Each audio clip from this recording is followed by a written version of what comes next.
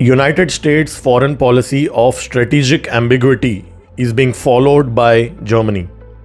German Foreign Minister Annalena Baerbock visited China, where she made it very clear that any change of status quo in Taiwan Strait is unacceptable to Europe.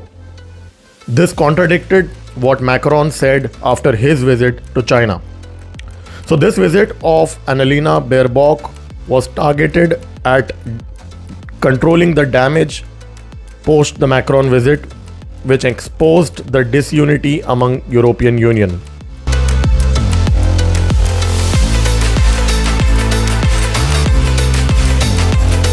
What's important to note here that immediately after the China trip, she visited United States and met Anthony Blinken, probably to debrief him about her trip and what she heard from the Chinese side.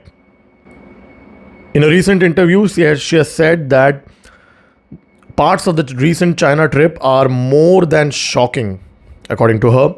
She said that China has been seen as a trade partner, competitor, and a systemic rival to Germany. But her impression is now that systemic rivals aspect is increasing more and more. So this is hostile statement post the visit to China. She's clearly saying that relationship between Germany and China are not as friendly as it used to be. But this again contradicts what German Chancellor Scholz said a few months back during his China visit. So clearly Europe and United States are playing the good cop, bad cop here.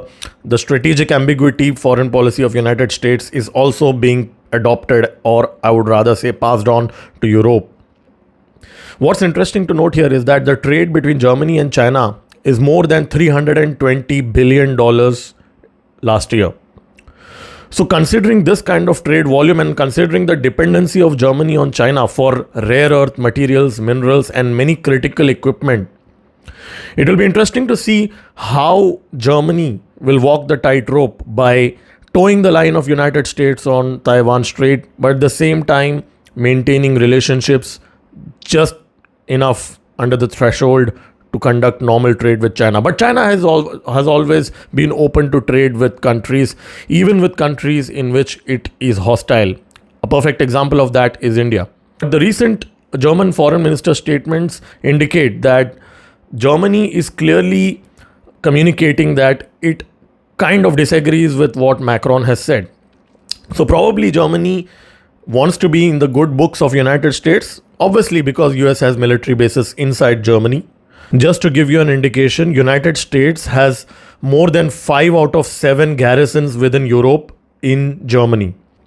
You see, United States has more than 40 military installations within the territory of Germany. So there is no way Germany will not toe the US line. So any of you thinking that Macron's statements indicate that Europe will probably chart its own path, well, in my personal opinion, Europe will definitely toe the line of United States. It has no other option at all, especially after this Russia conflict. What's also interesting is that the foreign minister also clarified that we cannot get around China. So she does accept that Germany needs China.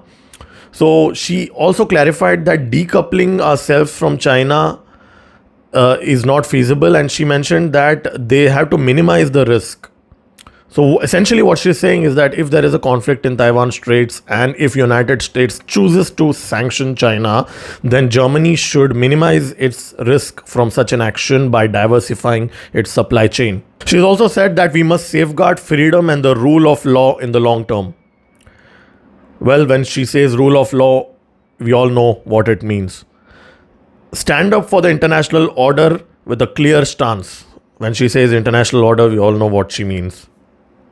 In fact, German Chancellor Scholz also said this after his China visit, that their government is formulating a new China strategy to reduce reliance on the Asian giant. So Germany clearly seems to be attempting to kind of minimize the dependency on China, but at the same time it is reaching out to China and saying that, hey, you know what, we want to talk. Probably Germany is trying to be the spokesperson of United States, opening up some backdoor channels or some kind of conversation, because United States clearly is not talking to China.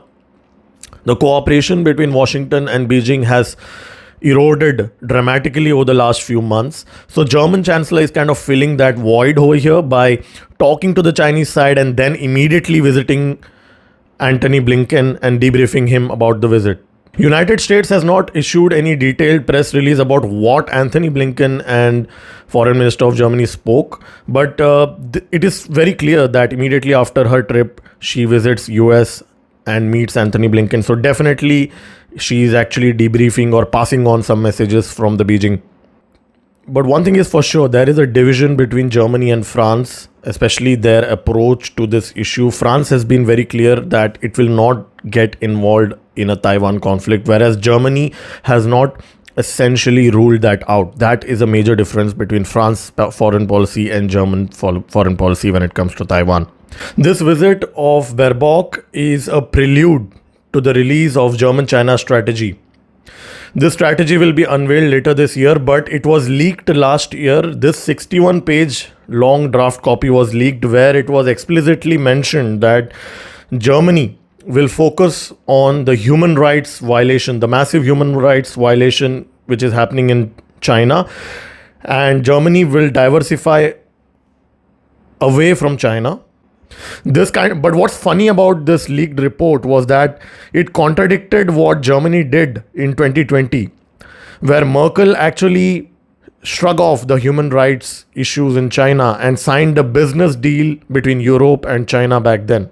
So what really happened in 2 years' time when suddenly Germany has realized about the massive human rights violation and suddenly Germany has realized that it has to diversify? Well, the Russian invasion kind of changed the game over here. Immediately after the Russian invasion, I think Europe has realized that China can leverage its trade and supply chain with Europe to arm twist Europe for concessions. I found something funny with what Quinn said. Quinn said that our politicians and diplomats should always keep sobriety and reason. Historical mistakes must not be repeated. Historical tragedies should be avoided. So he actually said that politicians and diplomats should keep sobriety and reason.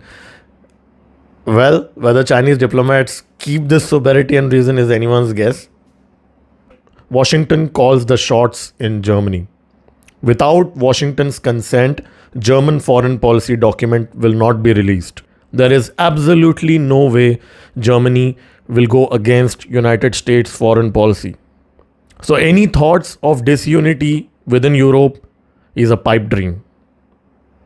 Maybe France or handful of countries might chart their own path, but majority of European countries are deeply ingrained with United States. It would be safe to assume that Germany is a vassal state of United States. Europe is in deep trouble.